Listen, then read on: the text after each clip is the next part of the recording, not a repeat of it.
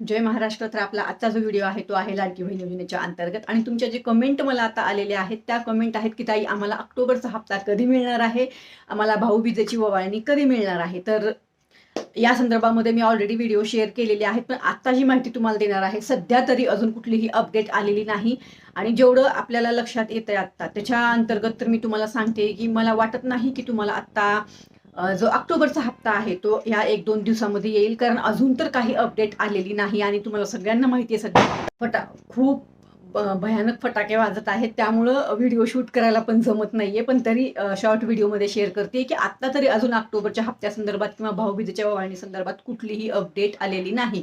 Update आल्यावर मी नक्कीच update देणार आहे, पण वाटत नाही की आत्ता आपल्याला भाऊबीजेची ओवाळणी ह्या महिन्यामध्ये मिळेल. म्हणून मला असं वाटतं जसं आपल्याला या महिन्याचा हप्ता त्या महिन्यामध्ये मिळतो तसंच होऊ शकतं की आपला ऑक्टोबरचा हप्ता आपल्याला पुढच्या नोव्हेंबरमध्येच मिळेल.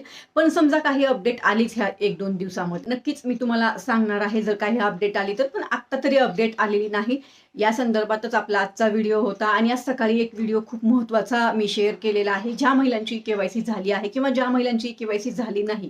कारण कुठलंही असो की तुमची केवायसी झाली नाही, तुम्ही अवश्य त्या व्हिडिओच्या खाली कमेंट करा. त्याची लिंक मी आत्ता इथे पण दिलेली आहे खालच्या साईडला. तुम्ही त्या लिंकवर जाऊन तिथेही तुम्ही कमेंट करू शकता की तुमची केवायसी प्रक्रिया पूर्ण झाली आहे का, आणि जर झाली नसेल तर कशामुळे झालेली नाही. कारण मी इतर ठिकाणीही ते व्हिडिओ बऱ्याच ठिकाणी शेअर केलेले आहेत, त्यामुळे तुमच्या कमेंट तिथं खूप महत्त्वाच्या आहेत.